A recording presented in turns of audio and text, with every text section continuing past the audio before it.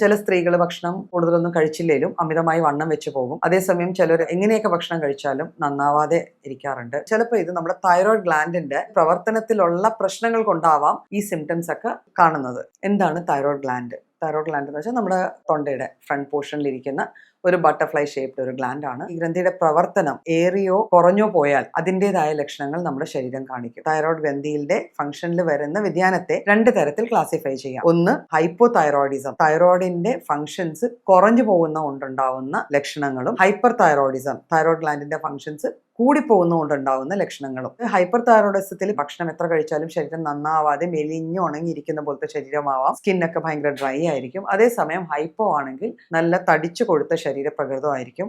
ഭക്ഷണം എത്ര കുറച്ചാലും വണ്ണം കുറയാൻ ബുദ്ധിമുട്ടുന്ന ഒരു കൂട്ടരായിരിക്കും ഇവര്. ഹൈപ്പർ തൈറോയിഡിസത്തിൽ വല്ലാണ്ട് ശരീരം വിയർക്കുക, മുടി കൊഴിച്ചിലുണ്ടാവുക. ഹൈപ്പോയില് ഇതിന് വിപരീതമായി കോൺസ്റ്റിപ്പേഷൻ ആയിരിക്കും കാണപ്പെടുക, മൂഡ് സ്വിങ്സ് കാണപ്പെടും, എല്ലാം ഭയങ്കര അലസതയായിരിക്കും. തൈറോയ്ഡ് ഡിസ്ഫങ്ഷൻ പല കാരണങ്ങളും കൊണ്ടുണ്ടാവാം. അതിലിപ്പോൾ ഏറ്റവും കോമൺ ആയിട്ട് കാണുന്നത് ഓട്ടോ ഇമ്മ്യൂൺ തൈറോയിഡൈറ്റിസ് എന്ന് പറഞ്ഞൊരു കണ്ടീഷനാണ്. സിമ്പിൾ ആയിട്ടുള്ള ഒരു ബ്ലഡ് ടെസ്റ്റ് ചെയ്ത് കഴിഞ്ഞാൽ നമുക്ക് അറിയാൻ പറ്റും.